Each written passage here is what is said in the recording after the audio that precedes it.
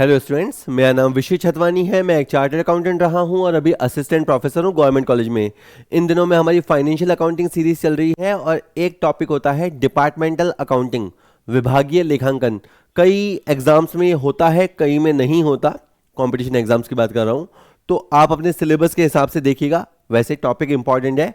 विभागीय लेखांकन क्या होता है, क्वेश्चंस के दौरान ही अपन समझते हैं। सो पहला क्वेश्चन कहता है कि rent of factory are to be allocated on the basis of dash dash in different departments। देखो बेसिकली इस चैप्टर में होता क्या है। इस चैप्टर में होता यह है कि एक ही छत के नीचे आपके दो तीन विभाग होते हैं। सपोज करो ये एक शॉप है और बड़ी सी शॉप है। इसमें एक सेक्शन किड्स, बच्चों के जो कपड़े होते हैं उनमें डील करता है। एक सेक्शन लेडीज वेयर, महिलाओं के कपड़ों में डील करता है। और एक सेक्शन ऐसा है जो मेंस वियर में डील करता है। आप चाहते तो सबका हिसाब एक साथ बना सकते थे, जितनी सेल हो रही है सब एक साथ देख सकते थे। लेकिन अगर आप अपने डिपार्टमेंट्स की परफॉर्मेंस देखना चाहते हो कि कौन कितना अच्छा परफॉर्म कर रहा है, कौन अंडर परफॉर्म कर रहा है, कौन ओवर परफॉर्म कर रहा है, तो फिर आपको डिपार्टमेंटल अकाउंटिंग रखनी चाहिए। बहुत यूज़फुल होती है। तो अब जैसे सपोज करो इस दुकान का किराया जा रहा है 40,000 रुपया, मान लेते हैं महीने का। शोरूम है, 40,000 रुपये महीना किराया जा रहा है।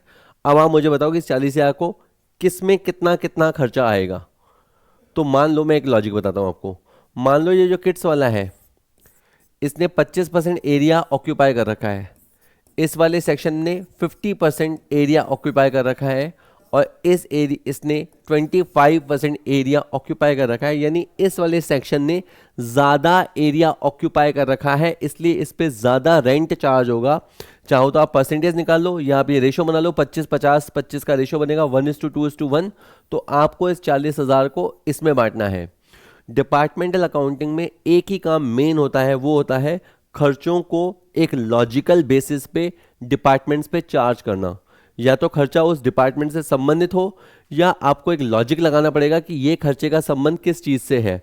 कुछ चीज़ों का सेल से संबंधित होता है, कुछ का टाइम से होता है, कुछ का परचेज से होता है। मैं अगली स्क्रीन में आपको दिखाऊंगा। रेंट रेंट का संबंध हमेशा एरिया से होता है। तो जिसने जितना ज़्यादा एरिया घेर रखा है उस पे उतना। तो इसे मशीन के रेशो में बांटा जाएगा? नहीं। इसे वर्कर के रेशो में बांटा जाएगा? नहीं। इसे सेल्स के रेशो में बांटा जाएगा? नहीं। इसे फ्लोर स्पेस यूज या स्पेस ऑक्यूपाइड के रेशो में बांटा जाएगा, घेरे गए क्षेत्रफल के अनुपात में बांटा जाएगा। ये टॉपिक आपको ओवरहेड में भी काम आएगा। अगर आपके कॉस्टिंग सिलेबस में है तो कॉस्टिंग में, जो कॉस्टिंग का में भी दो होते हैं। जो ओवरहेड वाला पार्ट होता है उसमें जब आप पार्ट 1 पढ़ोगे तो उसमें आपको एक्सपेंसेस का डिस्ट्रीब्यूशन सिखाया जाएगा और वहाँ पे आपको खर्चों को लॉजिकली बांटना होता है। तो रेंट एरिया के रेशो में बांटा जाता है। डी इसका आंसर होगा।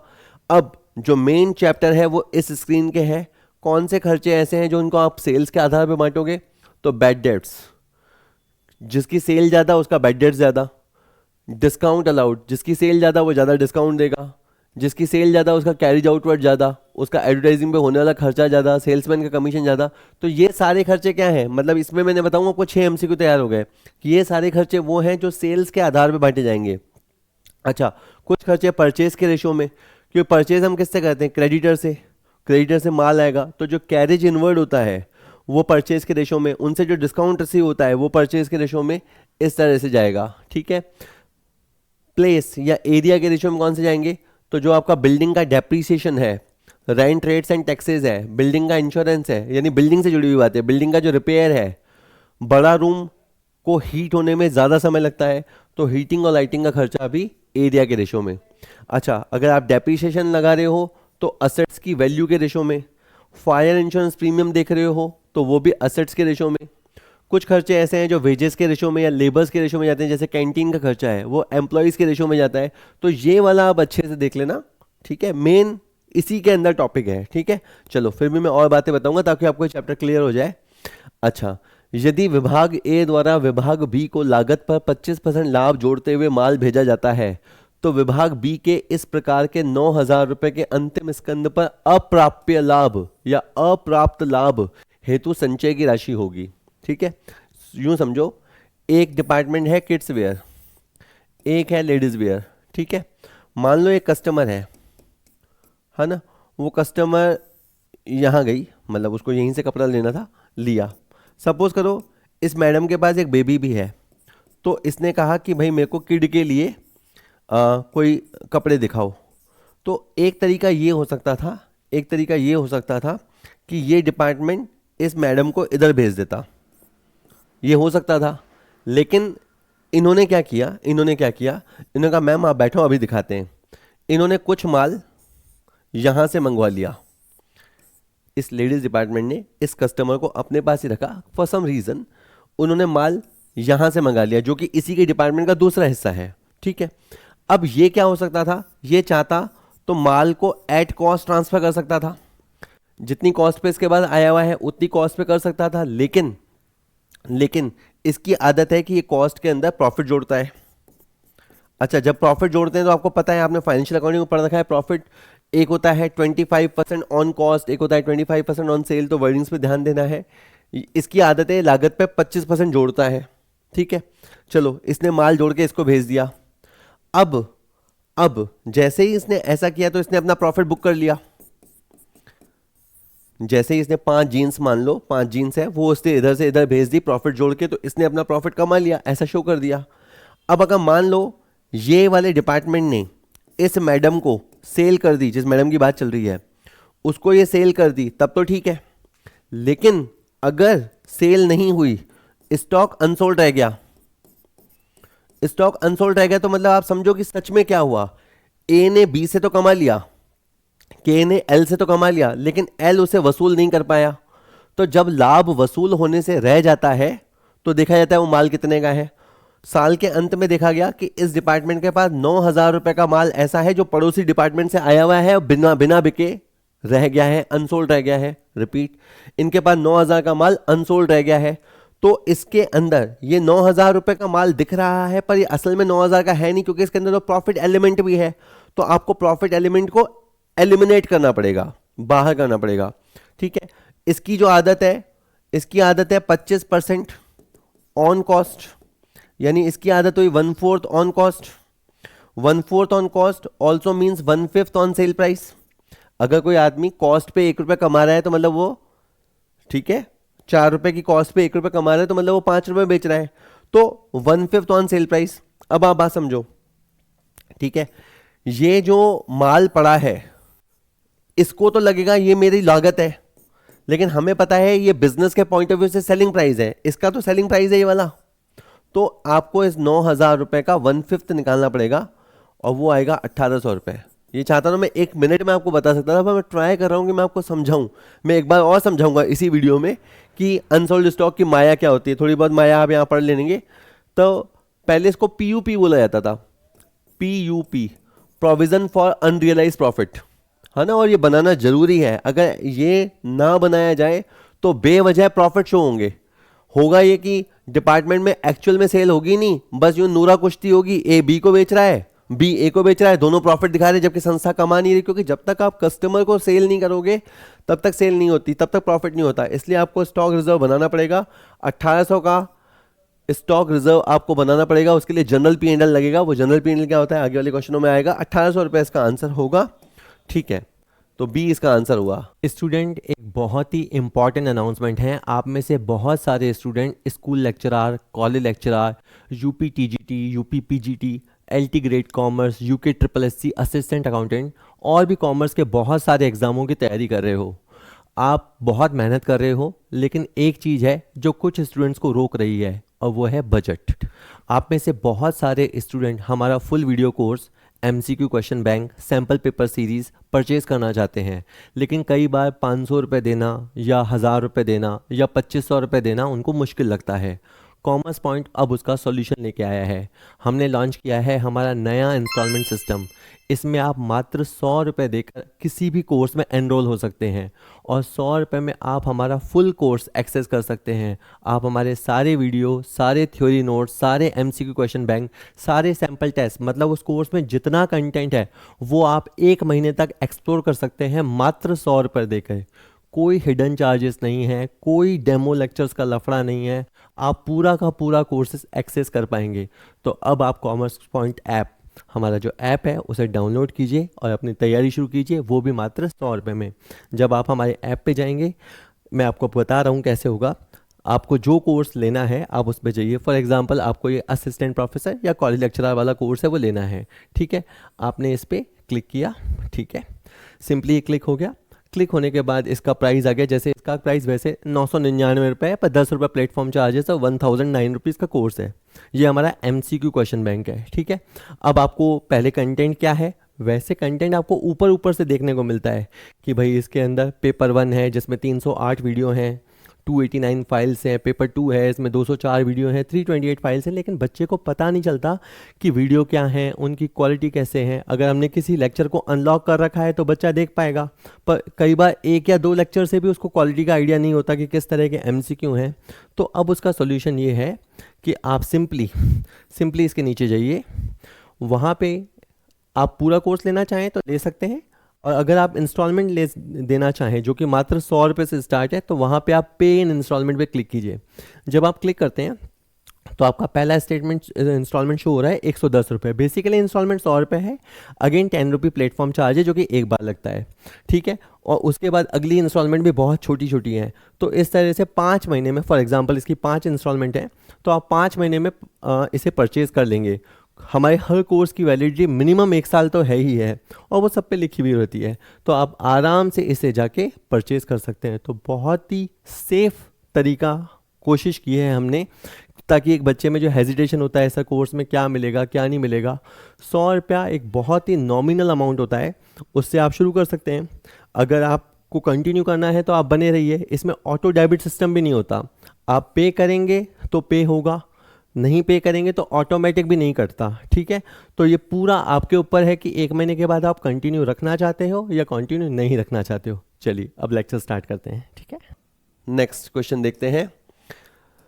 किशन के व्यवसाय के 3 विभागों में सकल लाभ की दर समान है। उन विभागों में विक्रय का अनुपात 2:3:4 है। तो चलो मैं एक ही एग्जांपल को कंटिन्यू करता हूँ। हमारा kids where, ladies wear, men's wear, ठीक है। सपोज करो यहाँ पे हमारी सेल हुई 2 लाख रुपए की, यहाँ पे हमारी सेल हुई 3 लाख रुपए की, और यहाँ हमारी सेल हुई 4 लाख रुपए की। हो सकती है 2, 3, 4 में मैंने रखा है क्वेश्चन के मुताबिक, ठीक है। अच्छा, इन्होंने कहा कि हमारा GP रेट, वैसे ऐसा हो सकता है कि किड्स वेयर में हो सकता है कमाई ज़्यादा हो, लेकिन इनके यहाँ ग्रॉस प्रॉफिट रेट समान है, ऐसा क्वेश्चन ने बोला। मैं मान लेता हूँ कि ये लोग 20% कमाते हैं। तो 2 लाख रुपए पे कमाया 40,000, पीछे कॉस्ट बची 1,60,000, 3 लाख का 20% कमाया 60,000, तो पीछे कॉस्ट बची 2,40,000, और 4 लाख का 20% होता है 80,000, तो पीछे कॉस्ट बची 3,20,000। ये तो आप मानोगे कि सेल में से मैं प्रॉफिट हटा दूँ तो कॉस्ट आ जाएगा। अब जैसे मेरे को यहाँ सेल रेशो तो दिया हुआ था, अब यहाँ पे देखो क्या कॉस्ट रेशो बना, 160, 240, 320।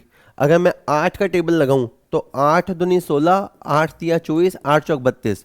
ओके, तो मुझे बात समझ में आ गई कि जो इनका सेलिंग रेशो है वही इनका कॉस्ट रेशो आएगा, क्योंकि इनका ग्रॉस प्रॉफिट रेट समान है। तो जो इनका सेलिंग रेशो है वही इनका कॉस्ट रेशो होगा, 2:3:4।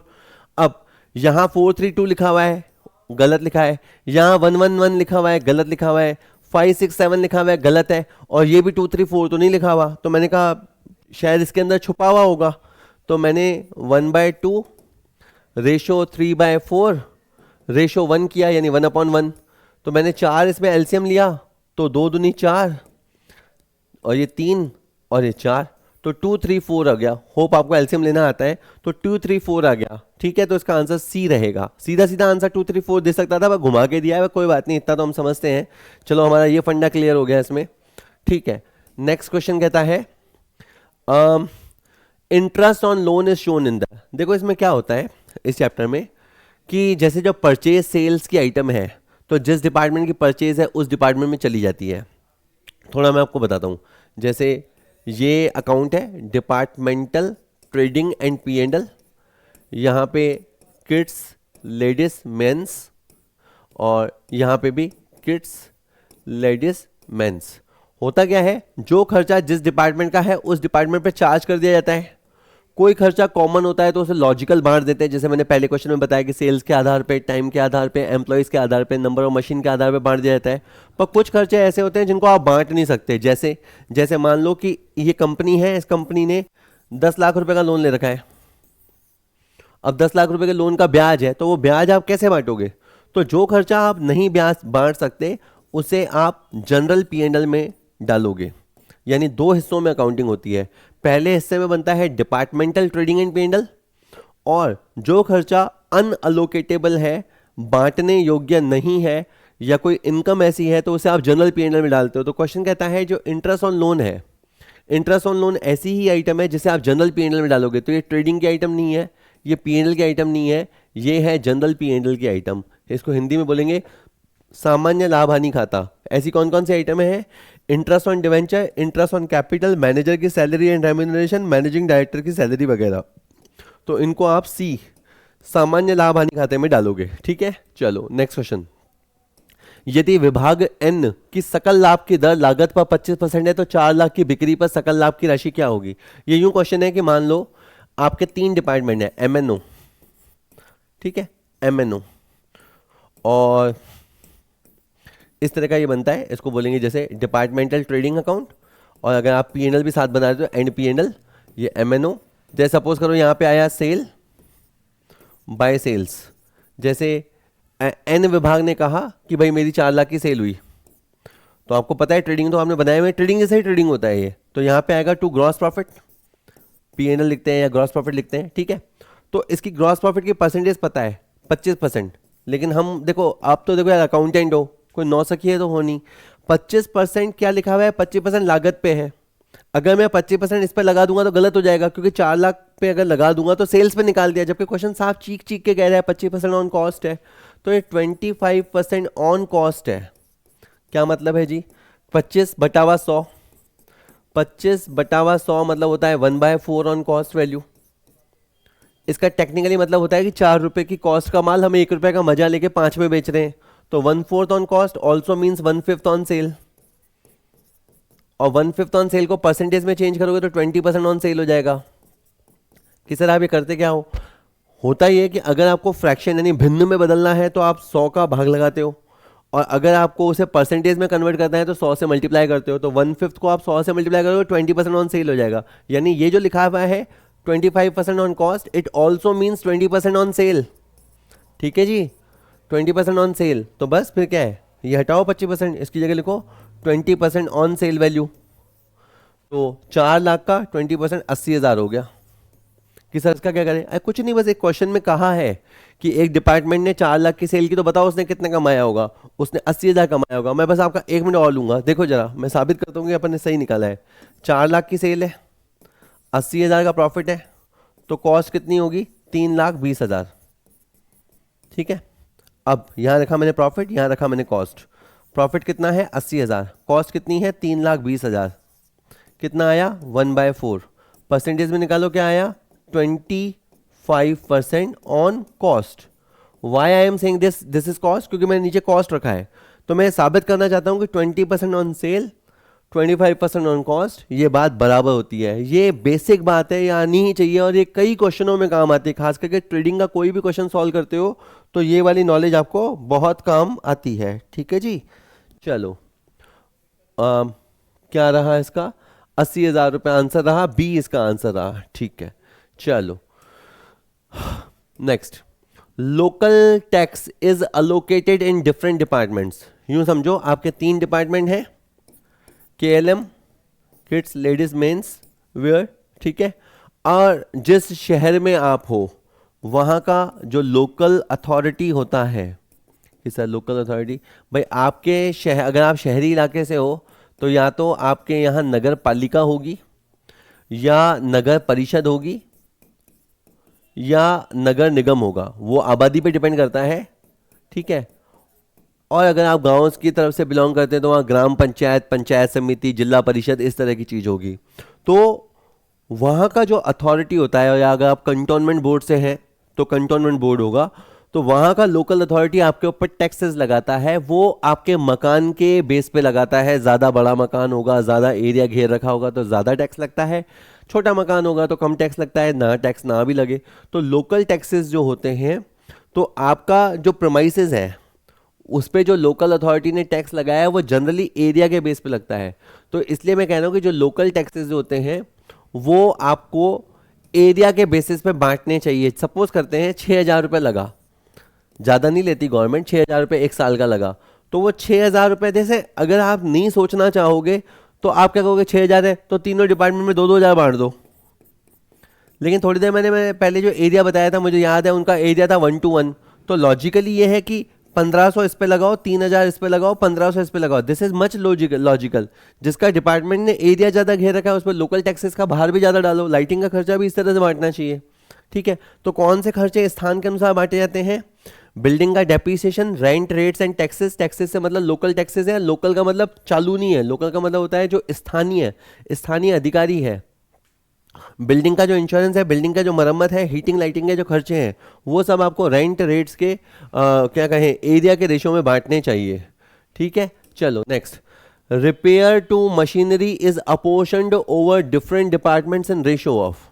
ओके, यूं समझो आपके 3 डिपार्टमेंट, बार बार मैं बात दोहरा रहा हूँ, 3 डिपार्टमेंट हैं और तीनों डिपार्टमेंट में मशीनें रखी हुई हैं। ठीक है, तुमने बाहर से आदमी बुलाया, हर 6 महीने में बुला लेते हो, वो आया, उसने विजिट किया, 20,000 रुपये का बिल पकड़ा गया। अब बांटो, 20,000 को कैसे बांटोगे? तो या तो आपको क्लियर पता हो कि उसने कौन कौन सी मशीन को सही किया। सपोज करो किड्स वाली को और मेंस वियर की मशीन को सही किया, और जितना जितना बिल आया उसने साफ लिखा कि इसका बिल बना है 11,000 रुपये, इसका बिल बना है 9,000 रुपये, तो सोचने की ज़रूरत ही नहीं है, क्लियरली मैंशनड है। लेकिन अगर 20,000 का बिल है, क्लियर मेंशन नहीं है, तो फिर क्या करोगे? तो फिर आप ये देखोगे कि आप वैल्यू ऑफ मशीन कहो या कॉस्ट ऑफ मशीन कहो। जैसे मैं कहानी बताता हूँ आपको, यहाँ पे इस विभाग में 10 लाख रुपए की मशीनें रखी हुई है, इस विभाग में 10 लाख की मशीनें रखी हुई है, और इस विभाग में 20 लाख की मशीनें रखी हुई है। तो अपन एक लॉजिक लगा सकते हैं कि जिसके पास ज़्यादा वैल्यू की मशीन है उसका रिपेयर एंड मेंटेनेंस का खर्चा भी ज़्यादा होगा। ये लॉजिकल है। मैं तो कहता हूँ ये बिल साफ साफ बता दे किसका खर्चा है। नहीं तो जिस विभाग में मशीनों का मूल्य ज़्यादा है, मशीनों की लागत ज़्यादा है, उनका रख रखाव का खर्चा भी ज़्यादा होगा। उस रेशो को पकड़ते हुए मैं इस खर्चे को 1:1:2 में बांटूंगा। पूरी डिपार्टमेंटल अकाउंटिंग में अकाउंटेंट को खर्चों को एक रेशनली, एक वर्ड होता है रेशनली, विवेक से, लॉजिकली, तार्किक रूप से खर्चों को बांटना होता है। और नहीं बांटा जा रहा, नहीं बांटने में आ रहा, तो फिर जनरल पीएनएल में डालना पड़ता है। पर ऐसा कुछ नहीं कि समझ में नहीं आ रहा जनरल पीएनएल में डाल दो। हो सकता है आपको कोशिश करनी होती है कि उस खर्चे का लिंक कहाँ से बैठ रहा है। तो रिपेयर क्यों है? क्योंकि मशीन है, मशीन में महंगी मशीन है तो ज़्यादा खर्चा बैठेगा। तो ऐसा आप लॉजिक लगाओगे ना तो बेटा आप मानोगे कि हाँ यार बात सही है। तो मशीनों की संख्या ये भी एक अच्छा आधार हो सकता है। मशीन का मूल्य, मशीन द्वारा स्थान, तो स्थान नहीं, संख्या नहीं, मशीन का मूल्य, ज़्यादा मरम्मत व्यय, ये लॉजिक हो गया। और ऐसे करके आप बांट सकते हो। तो बी इसका आंसर होगा। ठीक है, पीछे एक्सप्लेनेशन दिए हुए हैं, पीडीएफ आपको मिल जाएगा, आप व्हाट्सएप करके मंगा लीजिएगा या हमारे टेलीग्राम चैनल से ले लीजिएगा। The cost of electric power should be apportioned over different department. अब ये पूछ रहा है लाइट का बिल आ गया तो कैसे बांटें। तो हमारे तो 3 डिपार्टमेंट जान पे बनाई, हमारे 3 डिपार्टमेंट, और लाइट का बिल आ गया, मान लेते हैं 12,000 रुपये। अब बताओ 12,000 को कैसे बांटोगे? तो लाइट का बिल आया तो मशीन चली होगी, लाइटें लगी हुई होंगी। मशीन में भी क्या है, एक होती है कम हॉर्स पावर की मशीन और एक होती है ज़्यादा हॉर्स पावर की मशीन। यानी सपोज करो ये कहता है कि इसने 5 घंटे मशीन चलाई, इसने 10 घंटे मशीन चलाई, इसने 4 घंटे मशीन चलाई, तो लॉजिकली ये पावर का ज़्यादा इस्तेमाल कर रहा है, ये वाला डिपार्टमेंट, लेडीज़ डिपार्टमेंट ज़्यादा पावर इस्तेमाल कर रहा है। लेकिन इसके पास जो मशीन रखी हुई है वो 2 किलोवाट आवर्स की है। ठीक है, और इसके पास जो मशीन रखी हुई है वो 3 है ना, इसकी है, और इसके पास जो है वो 5 किलोवाट आवर्स की है। ठीक है, ऐसी है। ठीक है, तो इसका 5 घंटे चलना इंटू 2, इसका 10 घंटे चलना इंटू 3 30, इसका 4 घंटे चलना है इस 20। क्या रेशो बना है मस्त, 1:3:2। अरे वाह, 12,000 बड़े आराम से बैठेगा। तो मतलब कभी भी आप लाइट का बिल बांटोगे तो उसमें देखोगे आपके पास मशीन कितने हॉर्स पावर की लगी हुई है, कितने एचपी की लगी हुई है हॉर्स पावर, है ना। ये 5 तो घंटे थे और 2 हॉर्स पावर की मशीन थी। तो इस तरह से आप समझ गए ना, आपको मशीन की चलने के घंटे और मशीन की जो हॉर्स पावर क्षमता है उसके मल्टीप्लिकेशन के रेशियो में लाइट के बिल को बांटना चाहिए। तो horse power into machine hours, ठीक है। चलो नेक्स्ट देखते हैं। इफ द गुड्स, यदि विभाग अ से विभाग ब को माल ऐसे मूल्य पर ट्रांसफर किया जाता है जो कि लागत पर 25% का लाभ हो, ये तो इस परसेंटेज के पीछे पड़ गए हैं, और विभाग बी के पास 12,000 रुपये का अंतिम स्टॉक हो, तो क्या राशि होगी। ठीक है, ये आपको बात समझ में आ गई थी पर मैं जल्दी से बता दूं। जैसे मान लो अपन बिल्कुल एक सिंपल एग्जांपल लेते हैं। ए विभाग ने 400 रुपये की एक चीज़ 100 रुपये का मजा लेकर 500 रुपये में इसको बेची, ठीक है। और मैं एक और एग्जांपल देता हूँ, आपको बहुत बढ़िया सही समझ में आएगा। मान लो इसने 4 वस्तुएं भेजी, 2 मिनट लंबा एग्जांपल रहेगा लेकिन आपको समझ में आ जाएगा कॉन्सेप्ट का। 4 वस्तुएं बेची और इसने क्या किया, वो वस्तु 700 रुपये के भाव पे ग्राहक को बेची और इसने 3 वस्तुएं बेची, ठीक है। ध्यान से सुनना। शाम को इन दोनों की रिपोर्टिंग हुई अपने बॉस के पास। बॉस ने पूछा हाँ भी कितना कमाया, तो इसने बोला सर मैंने है ना 100 रुपये एक नग पे कमाया और मैंने 4 वस्तुएं बेची तो मैंने है ना 400 रुपये कमाया। वाकई में इसने 4 वस्तुएं बेची है, अपने भाई को बेची है, बड़े भाई को, पर ये कह रहा है कि मैंने 400 रुपये कमाई। ये विभाग क्या बोल रहा है कि सर मेरे को 500 रुपये में चीज़ आई, वो 500 वाली चीज़ मैंने 700 में बेची तो मैंने सर 200 रुपये कमाए, 200 रुपये कमाए और 3 नग पे मैंने 600 रुपये कमाए। ये कह रहा है कि मैंने 600 रुपये कमाए, ये दोनों कह रहे हैं कि हमने मिला के सर आपको माला माल कर दिया, हमने 1,000 रुपये कमाए। अब आप मुझे बताओ क्या सच में ये जो बॉस है इसने 1,000 रुपये कमाए हैं। आपको लगेगा बात तो सही है, ये झूठ नहीं बोल रहा, ये भी झूठ नहीं बोल रहा और वाकई में 1,000 रुपये कमाई हुई है। लेकिन अब इसके पीछे का अंतर्निहित सत्य देखो। आप पूरी दुकान से क्या हुआ, पूरी दुकान से 700 यूनिट बिके हैं, 2,100 रुपये का सेल हुआ है। आप मानोगे इस बात को कि ग्राहक जो है, ये तो अंदरूनी ट्रांसफर है, इंटर डिपार्टमेंटल ट्रांसफर है, जो रियल सेल हुई है वो 2,100 की हुई है। हाँ बात सही है, 2,100 की सेल हुई है और वो माल 400 रुपये की यूनिट में आया था, ठीक है। व्यापार में वो 400 रुपये की दर पे आया था तो 3 यूनिट का भाव कितना हुआ, 1,200। तो प्रॉफिट कितना हुआ, 900। तो ये तो साला गड़बड़ हो गई। ये सिस्टम कह रहा है, ये दोनों कह रहे हैं 1,000 रुपये कमाया, ये सिस्टम से जो निकल के आया प्रॉफिट 900 निकल के आया। तो झूठ कौन बोल रहा है, झूठ कोई नहीं बोल रहा। तो प्रॉब्लम क्या हो रही है, प्रॉब्लम हो रही है स्टॉक रिजर्व की। और प्रॉब्लम क्यों हो रही है, प्रॉब्लम हो रही है एक यूनिट अनसोल्ड है उस वजह से। अगर जो इसने जो 4 यूनिट दी थी वो 4 यूनिट इसने बेच ली होती तो कोई पंगा ही नहीं होता, या इसने माल को लागत पे ट्रांसफर किया होता तो कोई पंगा ही नहीं होता। पंगा होने की 2 शर्तें हैं अनिवार्य, कि पहला ट्रांसफर करने वाले ने कुछ कमाया हो और दूसरा जिसे ट्रांसफर किया हो वो फर्दर सेल नहीं कर पाया हो, इसके पास 1 यूनिट अटक गई। और आपको पता है कि ये हर यूनिट पे 100 रुपये कमा रहा है, तो उस अटकी हुई यूनिट पे भी आपका 100 रुपये अटक गया। ये प्रॉफिट आप ग्राहक से वसूल नहीं कर पाए, तो इसलिए वर्ड आता है अप्राप्त लाभ, अप्राप्य लाभ, न वसूला गया लाभ। तो आपको 100 रुपये का समायोजन करना पड़ेगा। तो ये जो 1,000 रुपये का प्रॉफिट बोल रहे हैं, क्लेम कर रहे हैं, इसमें से आपको 100 रुपये का समायोजन करना पड़ेगा, तब जाके आपके सामने ट्रू प्रॉफिट आएगा और वो आएगा 900 रुपये। और ये 900 रुपये तब जाके सही बैठेगा। इसलिए स्टॉक रिजर्व का समायोजन करना जरूरी होता है। ये मैंने कॉन्सेप्ट बताया, ठीक है। अब आ जाओ वो आसान सी बात जो ये क्वेश्चन कह रहा है, अपन कर देंगे वो तो 2 मिनट में, कि ए विभाग ने बी विभाग को माल भेजा और इसकी आदत है लागत यानी कॉस्ट प्लस 25%, 25% यानी 25/100 यानी 1/4 on cost value equals to 1/5 on sale value, ठीक है। अच्छा, अब आप इससे पूछो तेरे पास कितना माल पड़ा है, इसके पास 12,000 रुपये का माल पड़ा है। और सच बताऊं 12,000 क्या होता है, 1 मिनट और सुनना। ये 12,000 रुपये बी के लिए कॉस्ट वैल्यू है, लेकिन वो ए के लिए सेलिंग प्राइस है।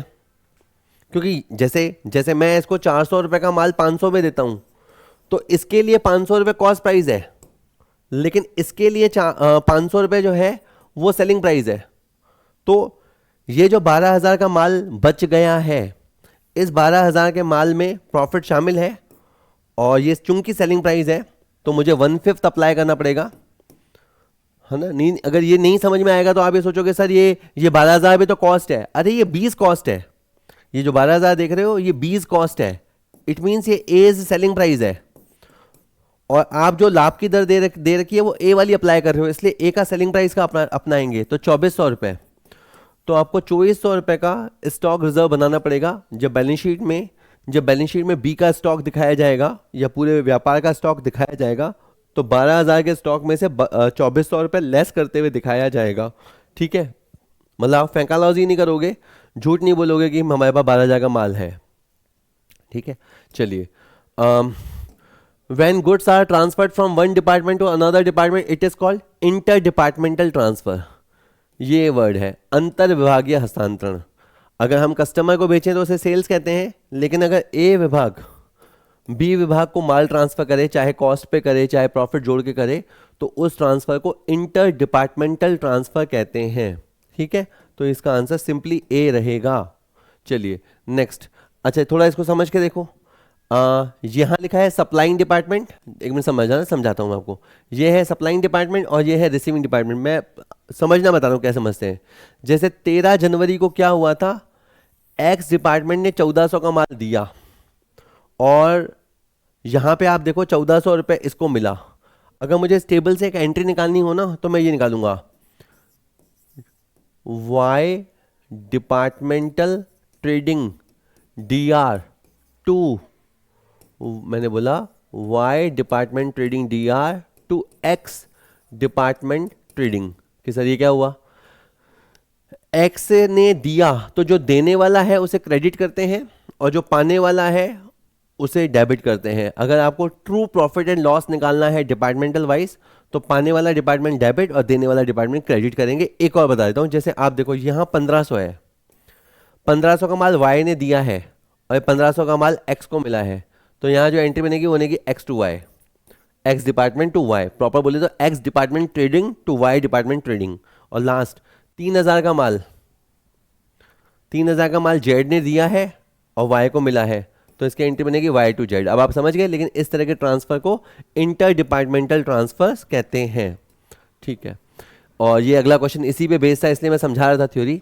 When goods are transferred from one department to other, the transferor, देने वाला, हस्तांतरक डिपार्टमेंट को क्या किया जाएगा, क्रेडिट। ये तो बड़ा सिंपल है, आपको अकाउंट्स के जनरल के गोल्डन रूल्स याद है। पाने वाले को डेबिट करो तो यहाँ पे यूं वर्ड होता है, पाने वाले डिपार्टमेंट के लिए वो परचेस की तरह होता है तो उसे डेबिट करो, और देने वाले डिपार्टमेंट के लिए वो सेल्स की तरह होता है उसे क्रेडिट करो।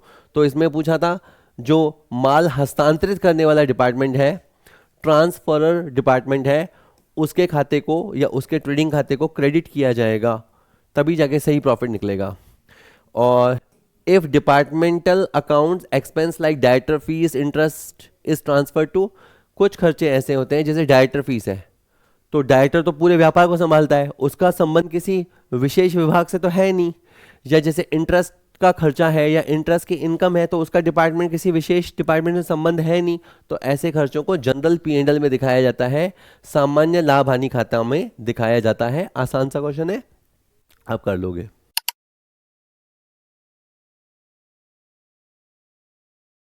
अगला क्वेश्चन कहता है the departmental accounting enables a business firm to maximise. ये कह रहा है कि ये जो आप डिपार्टमेंटल अकाउंटिंग करते हो, फोकट इतनी मेहनत करते हो, तो मैं कहूँगा फोकट नहीं करते। ऐसा करने से प्रॉफिट बढ़ेगा, लॉस बढ़ेगा, कैश बढ़ेगा, एसेट बढ़ेगा। ऐसा करने से डेफिनेटली प्रॉफिट बढ़ेगा। ठीक है, अगर अगर आप टोटैलिटी में अकाउंटिंग करोगे तो आपने कभी गौर ही नहीं किया कि आपका किड्स डिपार्टमेंट क्या परफॉर्म कर रहा है, लेडीज डिपार्टमेंट क्या परफॉर्म कर रहा है, मेंस डिपार्टमेंट क्या परफॉर्म कर रहा है। आप ओवरऑल ही देख रहे हो, ओवरऑल ही देख रहे हो। तो कई बार क्या होता है, अच्छे खिलाड़ी की आड़ में जो कम अच्छा खिलाड़ी है वो छुपा हुआ रह जाता है ना। जैसे मान लो टीम इंडिया है, वो जीते जा रही है और अपन वही टीम रिपीट किए जा रहे हैं, पर ऐसा नहीं होता है। ऐसा क्यों नहीं होता? क्योंकि जो सेलेक्टर्स होते हैं वो इंडिविजुअल प्लेयर्स की परफॉर्मेंस पर नज़र रखते हैं कि इसने कितने विकेट लिए, इसने कितने रन बनाए, कैसी फील्डिंग करी, ऐसा वो इंडिविजुअल को देखते हैं। उससे क्या होता है, कोई कहेगा टीम तो जीत रही है ना, तो चलने दो वही टीम, नहीं, उसमें से क्या होता है कच्चे खिलाड़ी को रिमूव किया जाता है। तो ऐसे ही क्या होता है कि जो डिपार्टमेंट लॉस मेकिंग होता है उसे धीरे धीरे बंद किया जाता है या उसमें कुछ और सुधार किया जाएगा, मतलब जरूरी नहीं बंद किया जाएगा। ओवरऑल मकसद ये होता है कि इससे प्रॉफिट बढ़े। अकाउंट्स का मकसद ही होता है कि ये उसके यूजर्स को डिसीजन लेने में मदद करती है। ठीक है, अगर आप अकाउंट्स नहीं रखोगे, लेखा नहीं रखोगे, न वो क्या बोलते हैं, न खाता न भाई, जो मेरा भाई बोले वही सही, अगर आपका ऐसा अप्रोच होगा तो चलेगा नहीं। तो इसलिए खाते लेखे लेखे लिखना ज़रूरी है ताकि सही डिसीजंस लेने में आए, ऐसा ज़रूरी है। ठीक है जी, प्रॉफिट बढ़ता है डेफिनेटली। इसके बाद है a is generally a physical part of the business established under the same roof. ये जब सेम रूफ वर्ड आए ना, ये मुझे पहला क्वेश्चन देना चाहिए था। एक ही छत के नीचे जब अलग अलग सेक्शंस बनाए जाते हैं तो उनको क्या बोलते हैं, विभाग, प्रखंड, विभाग, डिपार्टमेंट। ठीक है, ये इसको यूं समझो कि आपको अगर धंधा बढ़ाना है तो दो तरीके हैं। एक तरीका हो सकता है कि आप ब्रांच खोलो, जैसे मान लो मैं अजमेर में एक ब्रांच डाल दी, एक जयपुर में डाल दी, एक और दूसरे शहर में डाल दी ब्रांच। या फिर क्या करो कि जैसे मान लो कि मेरा एक बड़ा कोचिंग सेंटर हो, इसमें पहले माले पे मान लो मैं इंग्लिश पढ़वा दूँ, दूसरे माले पे अकाउंट्स पढ़वा दूँ, ऐसा कुछ कर लो। तो ब्रांच ब्रांच तो होता है आपका अलग अलग शहर में होता है, अलग अलग जगहों पे होता है, उसमें लोकेशन डिफरेंट हो जाती है। Department under a one roof, एक ही छत के नीचे जब आपने सेक्शन बना दिए तो वो होता है। ठीक है, तो ये डिपार्टमेंट की परिभाषा है। Department is a division of business enterprise dealing with a particular class of activity. जैसे इन्होंने क्या किया, एक जनरल स्टोर था, उसमें एक सेक्शन बना दिया जिसमें कॉस्मेटिक डिपार्टमेंट्स, ये जो सुंदर दिखने के सामान होते हैं वो रख दिए, एक के अंदर किड्स वेयर या चिल्ड्रन वेयर रख दिए, एक के अंदर लगेज डिपार्टमेंट, एक के अंदर लेडीज़ वेयर, एक के अंदर स्पोर्ट्स वेयर। तो आपने जनरल स्टोर को बांट दिया। ठीक है, पता लग जाता है कि कैसा परफॉर्म कौन कर रहा है, कौन कमा के दे रहा है और कौन हमें खा रहा है। Departments are located in same place. ठीक है, लड्डू लड्डू क्वेश्चन है तो समझ ही गए, वैसे ही कर लेंगे, मैं नहीं भी पढ़ाता तो ही कर लेते। डिपार्टमेंटल अकाउंटिंग से क्या लाभ होता है, क्या फ़ायदा होता है, आप व्यापारिक परिणामों की तुलना कर सकते हो, बिल्कुल आप अलग अलग विभागों के परिणामों की तुलना कर सकते हो। बुद्धिमानीपूर्ण योजना और नियंत्रण, फिर डेफिनेटली आप अपनी प्लानिंग को बेटर कर सकते हो, बेटर कंट्रोल कर सकते हो। इससे विभागवार प्रदर्शन का मूल्यांकन हो जाता है, बिल्कुल सही, ये सारे के सारे लाभ हैं। अगर आप डिपार्टमेंटल अकाउंटिंग रखते हो, थोड़े से कॉलम्स ज़्यादा बनाते हो, तो बहुत ही बेटर वे में डिसीजंस आप ले पाएंगे, ये सारे लाभ होंगे। आप हर विभाग का लाभ हानि पता कर पाएंगे, इससे आप अपने लाभों को बढ़ा पाएंगे, व्यापार का आप पॉलिसी मेकिंग बेटर कर पाएंगे, आपको एक्चुअल फैक्चुअल पोजीशन पता लगेगी, और ये आपके वर्कर को मोर एफिशिएंट बनाएगा। क्योंकि जब पता होता है ना कि कोई नज़र है, कोई देख रहा है तो परफॉर्मेंस में सुधार हो ही जाता है। जब कोई देखने पूछने वाला ही नहीं है, कोई जज करने वाला नहीं है, मेजर करने वाला नहीं है, तो आदमी फिर सोता ही रहता है। ठीक है, चलो आप ही सोच लो, आप पढ़ाई कर रहे हो, अगर आपको रोज अपनी पढ़ाई का किसी को हिसाब देना होता ना, सच्ची में, तो आपका परफॉर्मेंस का लेवल बढ़ जाता, क्योंकि फिर आपको लगता है यार शाम को मैं उसको क्या बोलूँगा। मान लो कि आपके मम्मी पापा आपका हिसाब ले रहे होते, या आपका बड़ा भाई बड़ी बहन आपका हिसाब ले रही होती पढ़ाई का, तो डेफिनेटली आपकी पढ़ाई का लेवल इंप्रूव होता, क्योंकि आप रोज झूठ नहीं बोल सकते, रोज आप नज़रें झुका के उनसे बात नहीं कर सकते। लेकिन अगर कोई देखने पूछने वाला ही नहीं है तो फिर तो तुम कर ही रहे हो जो कर ही रहे हो। ठीक है, चलो next. In departmental accounting where separate books are kept for each department it is commonly referred to. पर मान लो जैसे आपने ये कर दिया कि भाई किस डिपार्टमेंट के अकाउंट्स अलग ही बना दिए, उनका रेंट वही भुगतते हैं, उनकी लाइट का बिल वही भरते हैं, सब कुछ अलग कर दिया, उनके एम्प्लॉयज़ का खर्चा वो भुगतते हैं, मतलब कॉमन खर्चे जैसे कोई चीज़ ही नहीं है, तो फिर वो इंडिपेंडेंट अकाउंटिंग होती है। फिर तो वो एक तरह से इंडिपेंडेंट यूनिट हो गई कि एक ही दुकान के नीचे 5 दुकानें बन गई। डिपार्टमेंटल अकाउंटिंग जो हम सीखते हैं उसमें क्या होता है, कुछ कॉमन खर्चे होते हैं जिनको हमें किसी आधार पर बांटना होता है, तो वहाँ पे अपने को थोड़ा दिमाग लगाना है। लेकिन अगर मान लीजिए व्यापार फैल गया है, बढ़ गया है, और हर डिपार्टमेंट अपना खुद का हिसाब, खुद का खर्चा, खुद का रेवेन्यू खुद ही मेंटेन करने लग गया है, तो वो इंडिपेंडेंट अकाउंटिंग होती है। ठीक है, चलिए, स्वतंत्र लेखांकन। Next is sales are the basis of apportionment in the case of, देखिए अगर आप ट्रैवलिंग सेल्समैन कमीशन बांटने वाले हो तो सेल्स के आधार पे बांटोगे, फ्रेट आउटवर्ड सेल्स के आधार पे बांटोगे, आफ्टर सेल सर्विस भी सेल्स के आधार पे बांटोगे। इसमें एक क्वेश्चन मैं बना सकता था, वो शायद बनाता तो बहुत अच्छा होता, पर मैं चलो बना देता हूँ। जैसे कैरेज इनवर्ड, कैरेज इनवर्ड को परचेज के रेशो में बांटते हैं, कैरेज आउटवर्ड, कैरेज आउटवर्ड को सेल के रेशो में बांटते हैं, तो ये इससे मिलेगा, ये इससे मिलेगा। रेंट, रेंट को अपन एरिया के रेशो में बांटते हैं, है ना। और जैसे कैंटीन एक्सपेंसेस, तो कैंटीन एक्सपेंस को अपन नंबर ऑफ एम्प्लॉय के रेशो में बांटते हैं। तो ये बहुत एक अच्छा मिलान करने वाले क्वेश्चन से, एक क्वेश्चन से 4 क्वेश्चन तैयार होते हैं। चलो नहीं बनाया तो मैंने बता दिया आपको। ये सारे खर्चे ऐसे हैं जिनका सेल से संबंधित है। देखो सेल्समैन की कमीशन, तो ऑब्वियस ही बात है, जिस विभाग की सेल्स ज़्यादा है होगी तो कमीशन का खर्चा भी उसमें ज़्यादा होगा, है ना। फ्रेट आउटवर्ड, जिस विभाग की सेल ज़्यादा होगी तो ऑब्वियस ही बात है डिलीवरीज भी ज़्यादा होंगी, ज़्यादा माल डिलीवर करना होगा तो फ्रेट आउटवर्ड उसी विभाग का ज़्यादा होगा। तो इस खर्चे का पूरा संबंध सेल से है, बैड डेट्स का संबंध, डिस्काउंट अलाउड का संबंध। जिसकी सेल्स ज़्यादा होगी उसको आफ्टर सेल सर्विस भी ज़्यादा देनी पड़ेगी। तो ये सारे खर्चे ऐसे हैं जिनका संबंध सेल से है, अतः इन सारे खर्चों को सेल्स के रेशो में बांटा जाना चाहिए। ठीक है, चलो नेक्स्ट देखते हैं, डी आंसर होगा इसका। तो expense which can not be reasonably allocated to any particular department are taken in general P&L account. मैं नहीं बताऊंगा, आप समझ गए। वो व्यय जिन्हें किसी विशेष विभाग को उचित रूप से आवंटित नहीं किया जा सकता उन्हें किस में लिया जाता है, सामान्य लाभ हानि खाते में। ठीक है, डी आंसर हो गया। Next, goods and services may be charged by one department to another on. ये बेसिक नॉलेज का क्वेश्चन है पर फिर भी समझ लेते हैं, क्योंकि जैसे एक्स विभाग है और ये वाई विभाग है, ये मेरा ही भाई है, हम दोनों एक ही बॉस के अंदर काम करते हैं।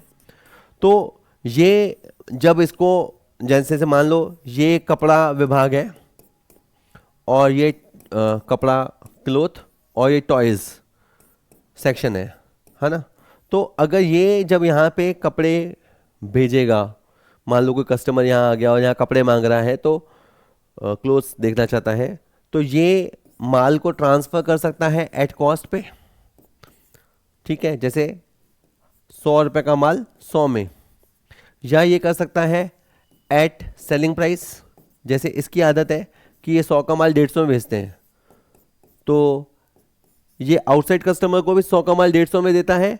तो इसने कहा भाई वाई मैं तो अपना तरीका रखूँगा, मैं तो 100 का माल 150 में दूंगा। और ये हो सकता है कि चूंकि ये हमारा ही भाई है, हमारा ही भाई है, तो इससे इतने क्या कमाने, इतने क्या कमाने, तो हम 100 रुपये का माल इसको 120 में दे दें। तो ये 3 तरीके से ट्रांसफ़र हो सकता है। मार्केट प्राइस पे भी ट्रांसफ़र कर सकते हैं, कॉस्ट प्लस अग्रीड परसेंटेज पे भी कर सकते हैं, कॉस्ट पे भी कर सकते हैं, उसमें से कोई भी। तो उपरोक्त में से किसी भी एक मूल्य पे हम ट्रांसफ़र कर सकते हैं। पर मैं आपको बता दूं, अगर आप लागत पे ट्रांसफ़र करोगे तो आपको स्टॉक रिजर्व का एडजस्टमेंट करने की कभी आवश्यकता नहीं पड़ेगी। लेकिन अगर आप मार्केट प्राइस पे ट्रांसफ़र करोगे और जो रिसीवर है, रिसीवर डिपार्टमेंट है, उसके पास अगर माल अनसोल्ड रह गया तो जितना इसने कमाया था उतने का आपको स्टॉक एडजस्टमेंट करना होगा। और अगर ये वाला चीज़ भी है कि इसने पूरा नहीं पर कुछ प्रॉफिट तो कमाया है, तो आपको कुछ स्टॉक रिजर्व का एडजस्टमेंट करना पड़ेगा। ठीक है, चलिए ये बात ध्यान रखिएगा। Next, administrative expenses are apportioned among various department on the basis of. ठीक है, सपोज करो एक मैनेजर है, उन मैनेजर को सैलरी दी जाती है, मान लेते हैं 30,000 रुपया। अब 30,000 को आपको 3 डिपार्टमेंट्स में चार्ज करना है। ठीक है, तो एक लॉजिक तो ये हो सकता है कि सर मैनेजर है तो सब में 10,000 बांट दो, पर हमें ये देखना होगा कि मैनेजर अपना समय किस पे ज़्यादा देता है। सपोज कर लेते हैं मैनेजर साहब रोज़ 10 घंटे आते हैं और हमने देखा है कि वो किड्स डिपार्टमेंट में ज़्यादा ध्यान देते हैं, लेडीज़ डिपार्टमेंट में वो 3 आवर्स ध्यान देते हैं और मेंस में वो 2 घंटे ध्यान देते हैं। तो बस इन्होंने जिस डिपार्टमेंट में ज़्यादा समय स्पेंड किया है उसको ज़्यादा खर्चा चार्ज किया जाएगा। तो इस 30,000 को 5:3:2 में चार्ज किया जाएगा। तो एडमिनिस्ट्रेटिव एक्सपेंस जो है उसे अलग अलग विभागों में चार्ज किया जाता है टाइम स्पेंड के रेशो में उस एम्प्लॉय ने जिस विभाग में ज़्यादा समय व्यतीत किया है उस डिपार्टमेंट पे ज़्यादा खर्चा चार्ज किया जाएगा। ठीक है, बाकी ऑप्शन देख लेना, ये सही है। नेक्स्ट, यदि माल का लागत मूल्य 40,000 है और प्रभार, ये जो अपन जो थोड़ा ऊपर से जोड़ते हैं उसको लोडिंग बोलते हैं या प्रभार बोलते हैं। यदि माल का लागत मूल्य 40,000 है और प्रभार जो है वो बीजक मूल्य का 20% है। बीजक मूल्य देखो, जैसे मैं कॉस्ट के अंदर जब प्रॉफिट जोड़ता हूँ तो इसे आप सेलिंग प्राइस कह सकते हो या इसे आप इनवॉइस प्राइस कह सकते हो। तो इनवॉइस प्राइस एक तरह का सेलिंग प्राइस होता है। ठीक है, तो इनका जो प्रॉफिट परसेंटेज है वो है 20% ऑन सेल्स। समझ गए ना, मैं इनवॉइस प्राइस को सेलिंग प्राइस बोल रहा हूँ। 20% ऑन सेल का मतलब होता है 1/5 ऑन सेल, और 1/5 ऑन सेल का मतलब 1/4 ऑन कॉस्ट होता है। आप मुझसे बहस कर सकते हो या मैं खुद बचपन में सोचता था कि सर इसका मतलब ये क्यों होगा। इसका मतलब इसलिए होगा क्योंकि 5 रुपए की सेल पे अगर 1 रुपये प्रॉफिट है, इसकी बात माने, 5 रुपए की सेल पे अगर प्रॉफिट 1 रुपये का है तो कॉस्ट 4 होगी। कॉस्ट 4 होगी तो वो 1/4 ऑन कॉस्ट हो गया। अब आपको कॉस्ट दे रखी है, इसका 1/4 अप्लाई कर दो कि सर 1/5 नहीं करें। 1/5 तो सेलिंग प्राइस पे है और 1/4 कॉस्ट प्राइस पे। आपको कॉस्ट प्राइस गिवन है ना, तो यही तो इसलिए तो सीखना पड़ता है कि किस पे अप्लाई करना है। कई बार तो सीधा अप्लाई हो जाता है, कई बार चेंज करके अप्लाई होता है। तो 40,000 का 1/4 होता है 10,000। ठीक है, चलो, तो इसे अपन बोलते हैं प्रभार की राशि। वो आपसे कॉस्ट की राशि पूछता तो 40,000 गिवन था, वो आपसे इनवॉइस प्राइस पूछता तो इनवॉइस प्राइस 50,000 हो जाएगा, क्योंकि आपने जो लोड किया है, इसको मार्कअप भी बोलते हैं, मार्जिन भी बोलते हैं। लोडिंग, प्रभार, प्रभार जो है वो 10 है। ठीक है, यूं देखोगे तो 1/5 दिखेगा, यूं देखोगे तो 1/4 दिखेगा। 1/4 ऑन कॉस्ट, 1/5 ऑन सेल। ठीक है, 10,000 सी आंसर। चलो जल्दी खत्म करें वीडियो। नेक्स्ट, यदि अंतिम स्टॉक का बीजक मूल्य, बीजक मूल्य क्या होता है? बीजक मूल्य यानी कॉस्ट प्लस प्रॉफिट। इसके अंदर प्रॉफिट एलिमेंट है, 3,60,000, उसमें से खींच के अपने को प्रॉफिट अलग करना है।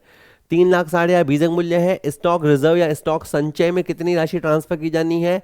प्रभार की दर दे रखी है लागत पर 20%, 20% on cost, 1/5 on cost, 1/6 on sales या इनवॉइस प्राइस। क्यों किया चेंज? क्योंकि मुझे इनवॉइस प्राइस दे रखा है, मुझे सेलिंग प्राइस दे रखा है, तो इसलिए मुझे 1/6 अप्लाई करना पड़ेगा। अब मैं और नहीं समझाऊंगा, नहीं तो तुम वीडियो बंद करके भाग जाओगे। 3,60,000 का 1/6 हो गया 60,000। तो हमारी जो स्टॉक रिजर्व की राशि है वो 60,000 रुपये की है। मैं आपको एक बात बता दूं, general P&L to stock reserve इस तरह की एंट्री करनी पड़ती है वर्ष के अंत में। अगर मान लो आपका 31 दिसंबर 2025 को वर्ष का अंत हो रहा है, तो स्टॉक रिजर्व के लिए ये एंट्री होती है। और एक कमाल की बात यह है कि अगले साल के फर्स्ट डे पे इसकी रिवर्स एंट्री होती है, stock reserve to general P&L। वो क्यों होती है, वो लॉजिक थोड़ा भारी रहेगा, पर आपको एंट्री करनी पड़ती है पहले वर्ष के अंत में स्टॉक रिजर्व क्रिएट करने की, और अगले साल में उस स्टॉक रिजर्व को फर्स्ट डे पे रिवर्स कर दिया जाता है। ठीक है, चलो नेक्स्ट, डिपार्टमेंटल अकाउंट्स बनाए जाते हैं क्या सुनिश्चित करने के लिए? Departmental efficiency. हम नहीं चाहते कि हमारे बीच में कोई काना बैंगन रह जाए, कोई कमज़ोर कड़ी रह जाए, तो डिपार्टमेंटल एफिशिएंसी को देखने के लिए हम डिपार्टमेंटल अकाउंटिंग करते हैं। इसके थ्रू हम वर्कर की एफिशिएंसी देखना चाहते हो, सेल्स इनकम देखना चाहते हो, शेयर का वैल्यूएशन करना चाहते हो, ऐसा नहीं है। डिपार्टमेंटल ट्रेडिंग का मकसद है हर विभाग के प्रदर्शन का मूल्यांकन करना, हर विभाग की दक्षता का मूल्यांकन करना, ये है मकसद। Next, in departmental accounting canteen खर्चे, कैंटीन के खर्चे कैसे बांटे जाएंगे? तो कैंटीन सोचो, हमें कैंटीन, हमारे पास वर्कर है ना, हमारे पास जो किड्स वेयर है, किड्स वेयर में 4 जने काम करते हैं, लेडीज़ वेयर में 5 लोग काम करते हैं, और मेंस वेयर में 3 लोग काम करते हैं। ये सब लोगों को खाना हम ही खिलाते हैं, यह हमारी कैंटीन है। मान लेते हैं कैंटीन को चलाने में 60,000 रुपये खर्चा आता है। ठीक है, तो 60,000 रुपये खर्चे को बांटा जाएगा नंबर ऑफ एम्प्लॉयज़ के रेशो में, क्योंकि जहाँ लोग ज़्यादा वहाँ खाना ज़्यादा। बैठ के तो या तो फिर चपातियाँ गिनो कि इन लोगों ने कितनी चपातियाँ खाई, इन्होंने कितनी दाल खाई, इन्होंने कितनी सब्जी खाई। तो एक लॉजिकल हो सकता है कि भाई यहाँ पे वर्कर्स ज़्यादा है तो यहाँ का कैंटीन बिल भी इनके माथे पे ज़्यादा बिल फटेगा। ठीक है, चलो तो नंबर ऑफ एम्प्लॉयज़ के रेशो में बांटा जाएगा। ये अगर आप स्टॉक का बीमा कराते हो ना, क्योंकि हम माल का बीमा कराते हैं ना, तो माल का जो बीमा होता है उसको एवरेज स्टॉक के रेशो में बांटा जाता है। एवरेज स्टॉक कैसे निकालते हैं? Opening stock closing stock upon 2। तो एवरेज स्टॉक निकाल के बांटते हैं। तो ठीक है, मतलब हर चीज़ का लॉजिक बना हुआ है, और लॉजिक नहीं बना हुआ तो जनरल पी&एल जिंदाबाद। चलो ठीक है, आ गया होगा समझ में होपफुली। ठीक है, कुछ नहीं समझ में आया तो कमेंट कर देना। चैनल अच्छा लगे, बातें अच्छी लगे तो सब्सक्राइब कर लेना। हमारा ऐप है, ऐप डाउनलोड कर लेना। चलो।